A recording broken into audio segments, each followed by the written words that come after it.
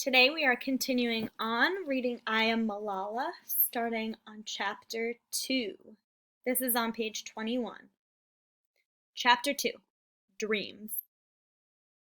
Every spring and fall, during the holidays of Big Eid and Small Eid, my family visited one of my favorite places on earth, Shangla, the mountain village where my parents grew up.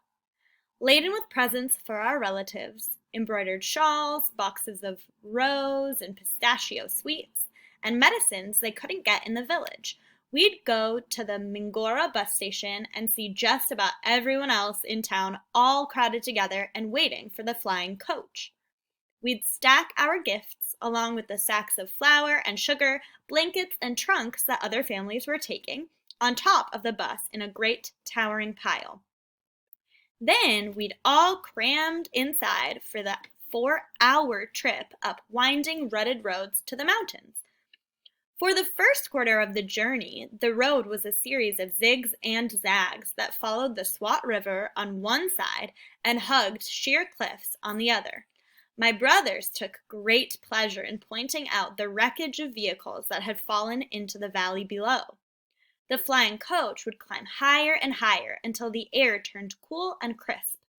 Eventually, we saw nothing but mountain after mountain. Mountain, mountain, mountain, and just a sliver of sky. Many of the people in Shangla were very poor and did not have modern facilities, such as hospitals and markets. But our family always put on a huge feast for us when we arrived. A feast that was especially welcome at Small Eid, which marks the end of a month of daytime fasting for Ramadan. These were bowls of chicken and rice, spinach and lamb, big crunchy apples, pretty yellow cakes, and big kettles of sweet milky tea.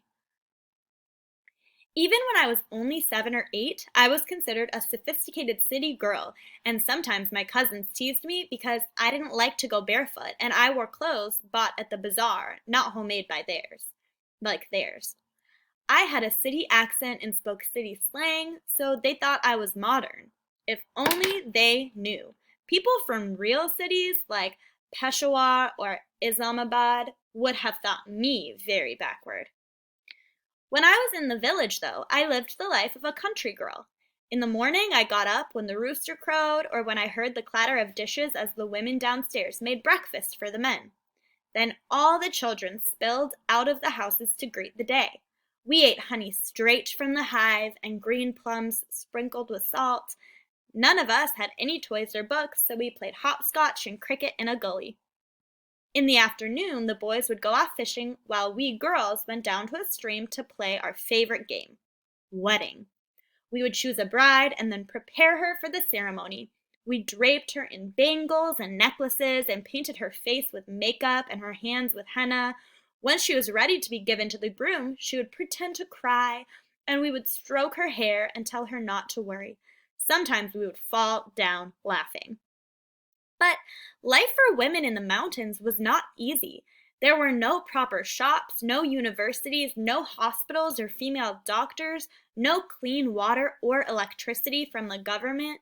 Many of the men had left the villages to work on road crews and in mines far, far away, sending money home when they could.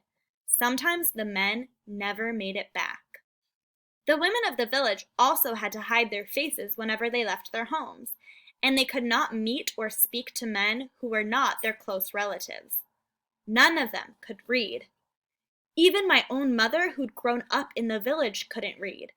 It is not at all uncommon for women in my country to be illiterate, but to see my mother, a proud and intelligent woman, struggle to read the prices in the bazaar was an unspoken sadness for both of us, I think. Many of the girls in the village, including most of my own cousins, didn't go to school. Some fathers didn't even think their daughters as valued members of their families because they'll be married off at a young age to live with their husband's family. Why send a daughter to school? The men often say. She doesn't need an education to run a house. I would never talk back to my elders. In my culture, one must never disrespect one's elders, even if they're wrong. But when I saw how hard these women's lives were, I was confused and sad. Why were women treated so poorly in our country? I asked my father this, And he told me that life was even worse for women in Afghanistan, where a group called the Taliban had taken over the country. Schools for girls had been burned to the ground, and all women were forced to wear a severe form of a burqa, a head-to-toe veil that had only a tiny fabric grill for their eyes.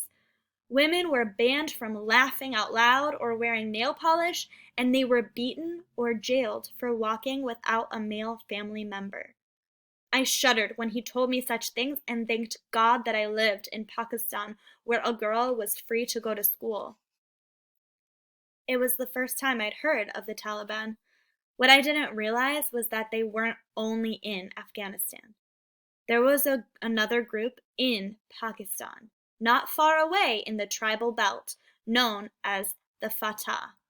Some of them were Pashtuns, like us, and they would soon come to cast a dark shadow over my sunny childhood. But my father told me not to worry. I will protect your freedom, Malala, he said. Carry on with your dreams.